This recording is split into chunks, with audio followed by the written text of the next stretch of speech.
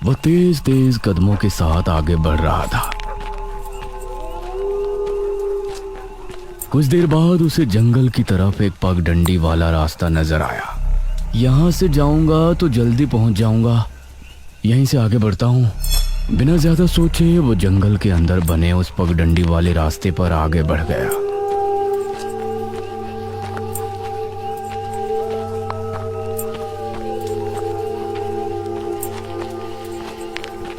आज तो बहुत मजा आने वाला है, मिलकर खूब मदिरा पान भी करेंगे।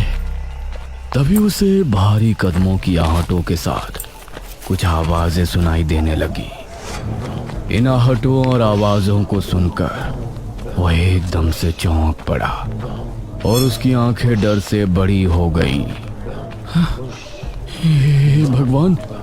वो जल्दी से झाड़ियों की तरफ भागा और उनमें छिपकर बैठ गया। वो झाड़ियों की ऊंट में बैठा लंबी लंबी सांस ले रहा था। वो आवाजें अब और ज्यादा साफ होने लगी थी। उसे यकीन था कि अब वो लोग उसके करीब ही आ रहे हैं। उसने धीरे धीरे छिपकर अपनी एक आंख से उनको देखा और वो हैरान रह गया।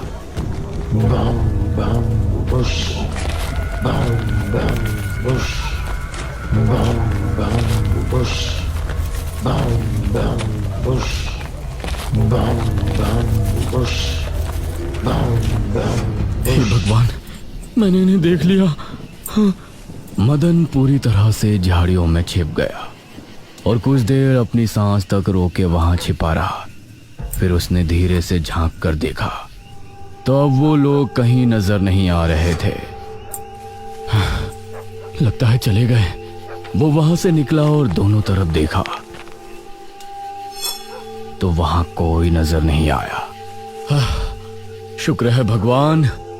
उसने एक कदम बढ़ाया ही था कि तभी उसे फिर से वही आवाजें अपने ठीक पीछे से सुनाई देने लगी। उसने एक झटके से पलटकर देखा तो वो चारों ताबूत वाले शख्स ठीक उसके पीछे खड़े थे।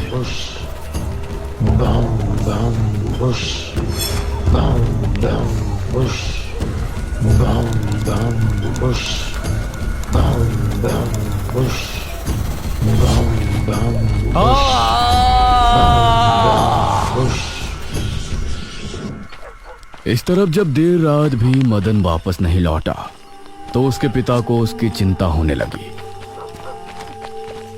उसने गांव के एक आदमी विपुल को साथ लिया और जंगल की तरफ रवाना हुआ।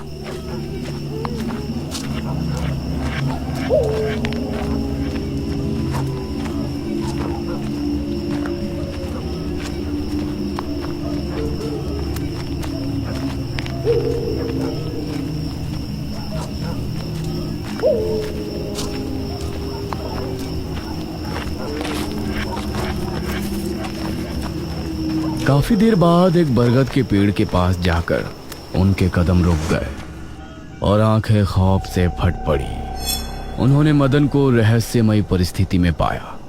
उसके चेहरे पर डर और आंखों में खौफ ऐसा नजर आ रहा था कि जैसे उसने हादसे से पहले बहुत ही भयानक मंजर देखा हो। मदन!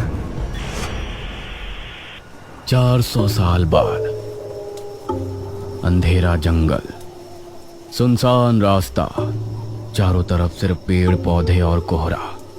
मेघना उनके बीच अकेली खड़ी थी। कोई है? क्या यहाँ कोई है? उसने कुछ कदम आगे बढ़ाए।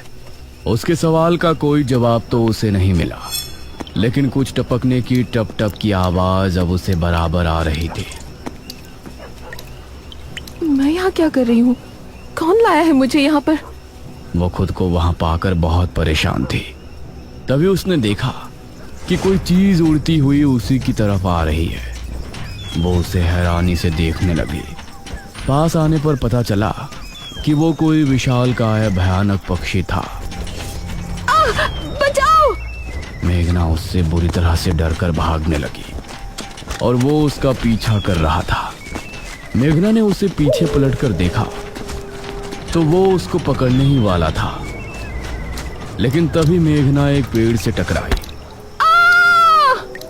उसने देखा कि उस पेड़ से हरे रंग का पानी टपक कर नीचे गिर रहा था। मेघना उस हरे पानी को गौर से देख रही थी। तभी अरे ओ मेघना, उठ जा यार, कब तक सोएगी? मेघना आंखें मलते हुए नींद से जागी। उसने देखा कि सुबह के 9 बज चुके थे।